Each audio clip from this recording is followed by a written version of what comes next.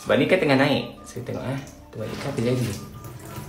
Bila kita sentuh air ni, nampak? Dia akan menaik juga. Tak percaya lagi? Okey, saya zoom. Dia boleh klik. Nampak? Okey, sekarang atas permintaan ramai saya letak pewarna. Tak sikit je, titik. Apa jadi? Tukar warna tak? Dia tukar warna weh. Jadi air warna biru. Atas ni dia ada wap air, nampak? Cara nak guna dia senang je, tutup macam ni. Tekan sekali lagi dia stop. Lepas tu kita buka bawah ni kan. Kita buka, nampak air warna biru dah. Kita masukkan pewangi, masuk sikit je. Sikit, kacau. Lepas tu tutup je balik. Tutup je. Wih, sekarang dia dah ada bau-bau wangi dah.